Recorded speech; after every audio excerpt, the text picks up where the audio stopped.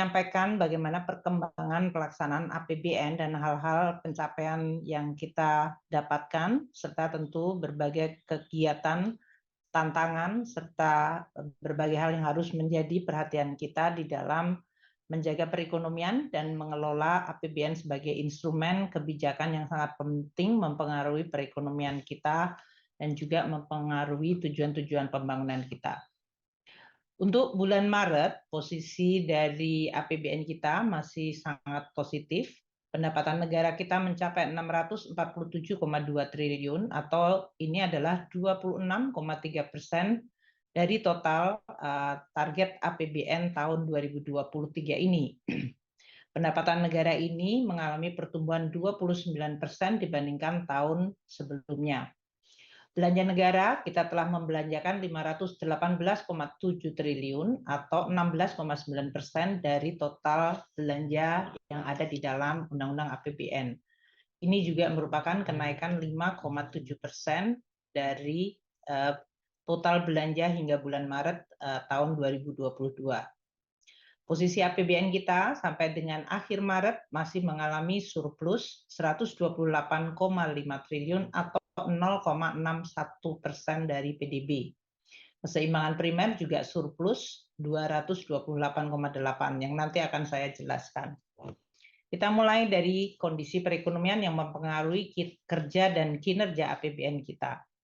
Pertama, kalau kita lihat kondisi perekonomian global, dan kebetulan saya juga baru kembali dari Washington DC yang mengkonfirmasi bagaimana pandangan juga observasi dari para policy maker, menteri-menteri keuangan maupun gubernur bank sentral di dalam menyikapi perkembangan terkini.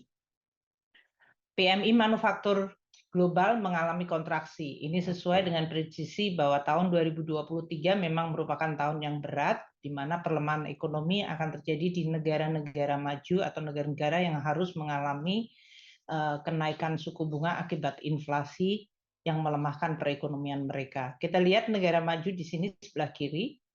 Untuk PMI global 49,6. Ini berarti masuk di dalam zona kontraksi. Dan kalau kita lihat hampir semuanya adalah dalam posisi arah dari PMI-nya adalah melemah ke bawah. Tiongkok dalam hal ini ada di border 50, tapi kita lihat Amerika Serikat di 49,2 itu juga kontraktif dan Eropa di 47,3. Negara-negara ASEAN di sebelah kanan terlihat yang mengalami ekspansi di atas 50 adalah Indonesia di 51,9 dan India. Bahkan Vietnam yang selama ini cukup resilient sekarang sudah mengalami pukulan perlemahan dari PMI manufaktur. Ini juga akibat perlemahan negara-negara tujuan ekspor dari Vietnam. Jadi PMI di Vietnam hanya 47,7 dan Malaysia 48,8. Kalau kita lihat dari keseluruhan PMI dunia, mereka atau negara-negara yang mengalami PMI-nya ekspansi dan terakselerasi atau ekspansi dan makin meningkat itu hanya 13,6%. Itu termasuk adalah India, Indonesia, dan Turki. Sedangkan negara-negara yang PMI-nya ada di dalam area ekspansi di atas 50 tapi mereka mengalami perlambatan adalah 27,3% dari total negara-negara yang diobservasi. Di sini dalam kategori ini Thailand, Filipina, Italia, Rusia, Tiongkok, dan Meksiko masuk di dalam yang mereka itu di atas 50 namun melemah.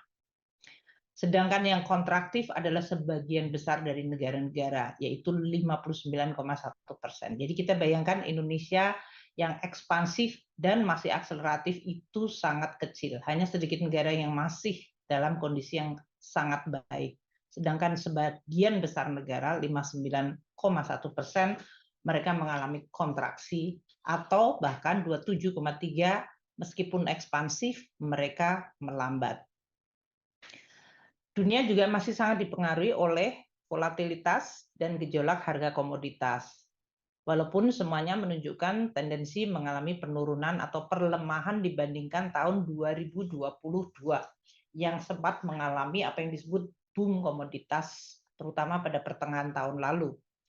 Harga natural gas kita sekarang bahkan sudah sangat rendah mendekati situasi pada saat awal pandemi, yaitu di 2,1 US dollar per MMBTU. Harga dari batu bara mengalami koreksi sangat tajam, di bawah 50% turunnya, yaitu 52,8% year to date turun. Ini dalam hal ini di level 192. Bandingkan pada saat terjadi kenaikan harga batu bara yang bisa mencapai di atas 400 dolar per metric ton. Kemudian Brent minyak juga berada di 86,9. Year to date mengalami kenaikan 2,9. Tapi kalau kita lihat year on year 8%. Ini artinya kita dalam kondisi yang masih relatively stabil dan tinggi. Ini karena keputusan OPEC dan memang Saudi menyampaikan mereka berkepentingan untuk menjaga harga minyak tetap pada level yang cukup tinggi bagi kepentingan ekonomi mereka. CPO kita yang sangat penting di dalam perekonomian kita mengalami juga penurunan dari harganya 27% dibandingkan tahun lalu, year on year.